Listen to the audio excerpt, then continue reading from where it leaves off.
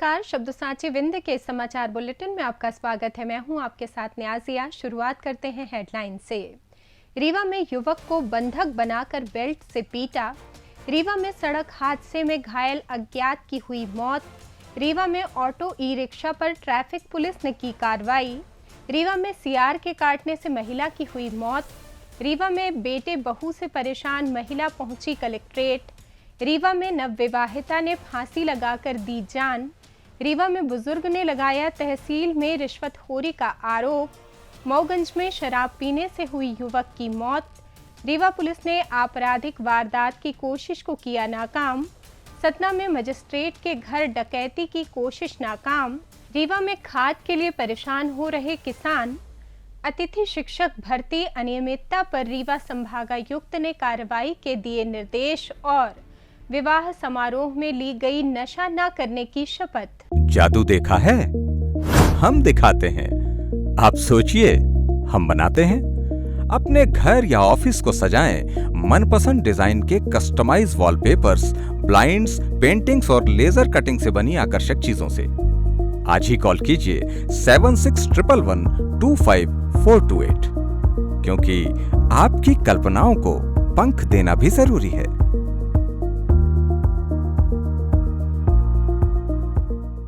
अब खबरें विस्तार से।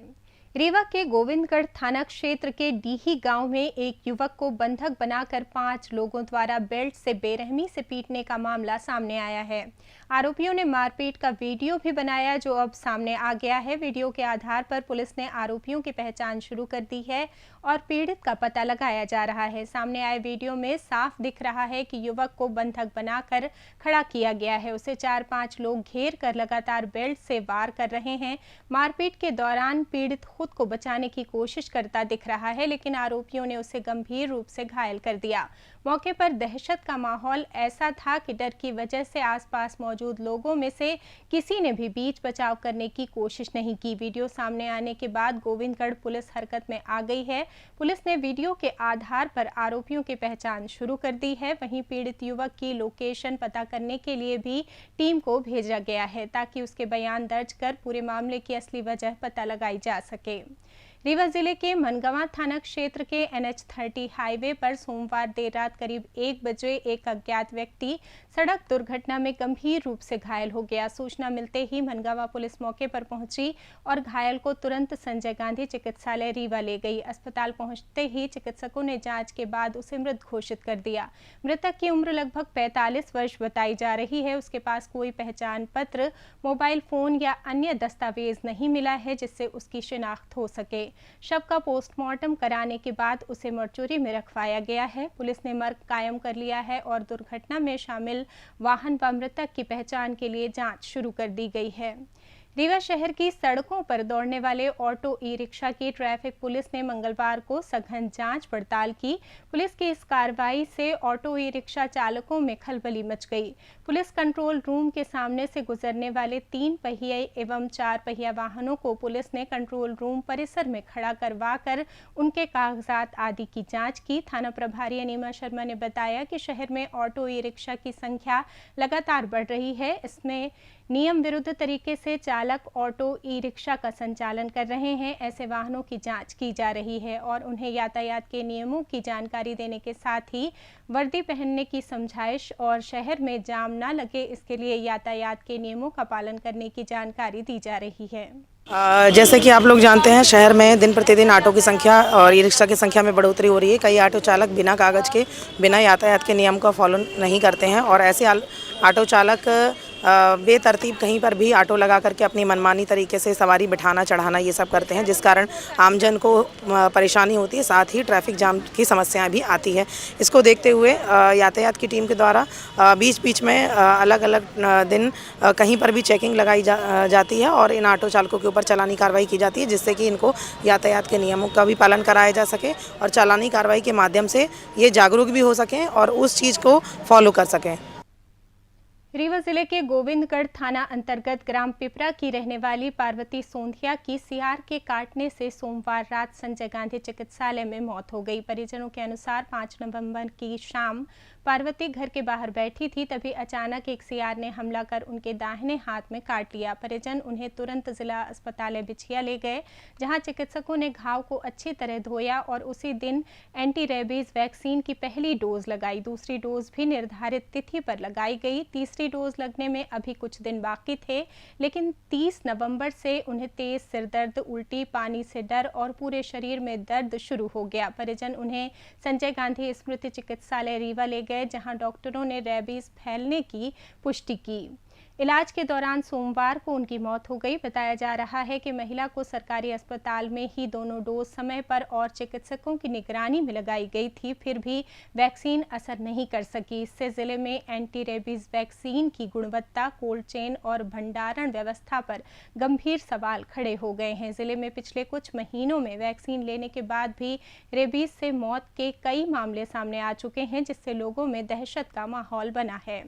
रीवा जिले के शाहपुर चौकी क्षेत्र अंतर्गत धरी गांव निवासी बुजुर्ग सावित्री भारती मंगलवार को कलेक्टर कार्यालय पहुंची और बेटे बहुओं के द्वारा की जा रही मारपीट की शिकायत की। पीड़िता ने बताया कि उसकी दोनों आंखों की रोशनी चली गई, जिससे उसे दिखाई देना बंद हो गया। उसके 5 बेटे हैं। 10 वर्षों से बेटे प्रताड़ित कर रहे हैं और बहुएं मारपीट करती हैं। उनकी प्रताड़ना और मारपीट से परेशान होकर वो किसी तरह से कलेक्टर कार्यालय पहुंची। पीड़िता ने अधिकारियों से मांग की है कि बहू बेटों की प्रताड़ना से उसे मुक्ति दिलाई जाए और भरण पोषण की समस्या दूर करवाई जाए। सावित्री भारती कहाँ से आई हैं? धरी गांव से। ये काहे के लिए साहब के यहाँ आई हैं? साहब से मिलने आए हैं कि साहब हमारी मदद करें, हमको खाना पीना हमारे बेटा बहू नहीं दे रहे हैं, तो मदद करें कुछ हमारी, तो हम रहे घर में, अब कैसे करें। 5 बेटे हैं, 3 बहू हैं और एक बहू घर में रहती है, तो वो हमको परेशान करके रखे है, मारती है, गिराती है और घर में घुस घुस मारती है और बोलती है कि तुम बुला लो जिसको बुलाना हो, हम कुछ नहीं कर पाएंगे, हमारा आँख से दिखाई नहीं देता बेटा।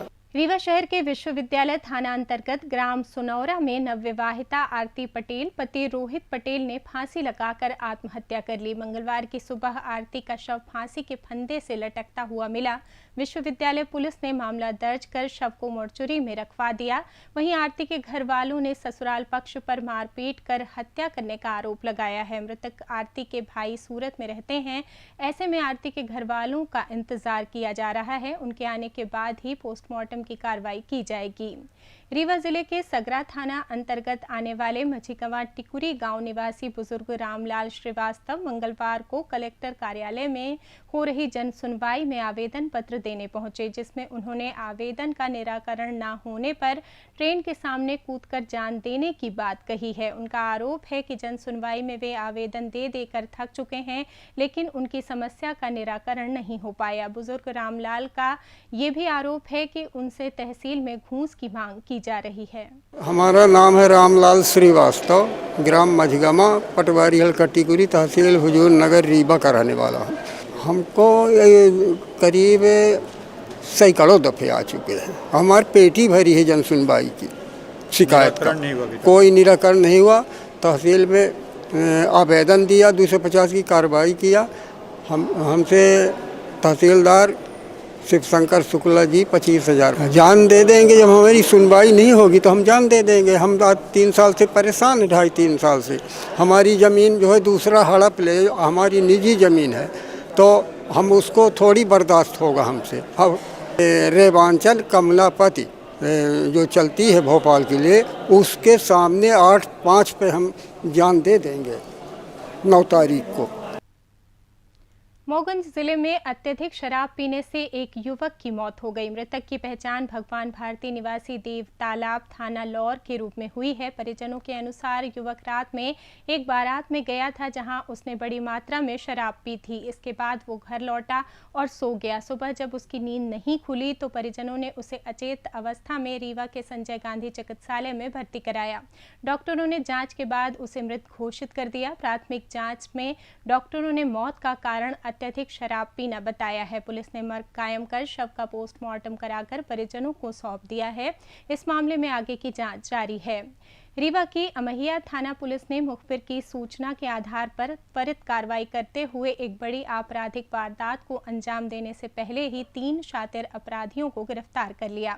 पुलिस को गुप्त सूचना मिली थी कि ये युवक धारदार हथियारों के साथ किसी गंभीर घटना को अंजाम देने की फिराक में थे। पुलिस ने 1 दिसंबर को दबिश देकर आरोपियों को चाकू छुरे सहित पकड़ा। इन आरोपियों की पहचान विकास गुप्ता, पिता ब्रिजवासी गुप्ता, निवासी हिनौती, थाना मनगवा, उम्र 24 वर्ष, शिवम नागपाल, पिता नानक राम नागपाल, 20 वर्ष, निवासी अर्जुन नगर, थाना अमहिया, और राहुल गुप्ता, पिता जमुना प्रसाद गुप्ता, निवासी बाणसागर कॉलोनी, 20 वर्ष के रूप में की गई है। आरोपियों को न्यायालय के समक्ष पेश किया गया, जहां से उन्हें केंद्रीय जेल रीवा भेज दिया गया।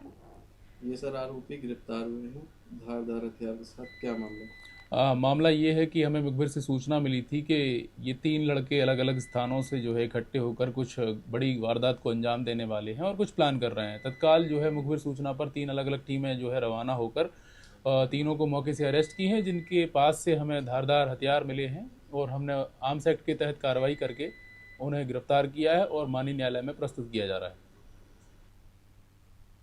सतना के सिविल लाइन थाना क्षेत्र स्थित विराटनगर में रविवार देर रात एक बड़ी डकैती की वारदात टल गई। रामपुर बघेलान में पदस्थ मजिस्ट्रेट आनंद बागरी के किराए के मकान में 7-8 बदमाशों ने घुसने का प्रयास किया। हालांकि सीसीटीवी का अलार्म बजने से बदमाश वारदात को अंजाम नहीं दे सके और भाग निकले। पुलिस मौके पर पहुंचकर फुटेज खंगाल रही है और आरोपियों की तलाश शुरू कर दी है। जानकारी के अनुसार ये घटना देर रात लगभग 1 बजे हुई। बदमाश घर के पीछे की खिड़की में रॉड डालकर उसे तोड़ने का प्रयास कर रहे थे। इसी दौरान घर में लगे सीसीटीवी कैमरे का मोशन सेंसर सक्रिय हो गया और जोर से अलार्म बज उठा। अलार्म की आवाज सुनते ही मजिस्ट्रेट आनंद बागरी की नींद खुल गई। उन्होंने तुरंत शोर मचाया, जिससे घबराकर बदमाश अंधेरे का फायदा उठाकर मौके से फरार हो गए। घटना की सूचना मिलने पर पुलिस मौके पर पहुंची। पुलिस आसपास के क्षेत्रों के सीसीटीवी फुटेज खंगाल रही है और आरोपियों की तलाश में जुट गई है। रीवा में रबी की बुवाई से पहले ही खाद की कमी से जूझ रहे किसानों की मुश्किलें कलेक्टर की नई व्यवस्था ने और बढ़ा दी हैं। अब खाद टोकन सिर्फ सुबह 2 घंटे यानी 10 से 12 बजे तक ही वितरित किए जा रहे हैं। साथ ही एक काउंटर पर अधिकतम 150 टोकन की सीमा तय कर दी गई है। नतीजा ये हुआ है कि सुबह से लाइन लगाने वाले सैकड़ों किसानों में से अधिकांश को टोकन तक नहीं मिल पा रहा है। टोकन मिलने के बाद भी पर्ची के लिए अलग लाइन लगानी पड़ रही है। डबल लॉक खाद पर पूरी तरह रोक लगा दी गई है, जिससे किसान खाली हाथ लौटने को मजबूर हैं। नई व्यवस्था में एक व्यक्ति को परिवार के सदस्यों और रकबे के आधार पर अधिकतम 5 बोरी खाद ही मिलेगी। इससे कई किसान अपने परिवार के अन्य सदस्यों को भी लाइन में लगा रहे हैं, जबकि कईयों को कुछ नहीं मिल पा रहा है। बधवा गांव के किसान छोटे लाल ने कहा कि सारे सरकारी दफ्तर शाम 5 बजे तक खुलते हैं, लेकिन किसानों के लिए सिर्फ 2 घंटे दिए जा रहे हैं। हम खाद के बिना ही लौट रहे हैं। मंगलवार को जिले के विभिन्न खाद वितरण केंद्रों से बड़ी संख्या में किसान निराश लौटे। किसानों ने मांग की है कि टोकन वितरण का समय बढ़ाया जाए और सीमा हटाई जाए ताकि बुवाई प्रभावित ना हो। और कब तक पास? अभी आज हम पहली बार आए। हाँ, टोकन बंद हो गया। परिवार को लेके आए। लेडीजों को जल्दी मिलता है, इसलिए बोलते परेशान है। छेदी लाल से खादी के लायक नहीं हो गए है वो, लेकिन टोकन सुबह 10 बजे से 12 बजे तक मिलता है।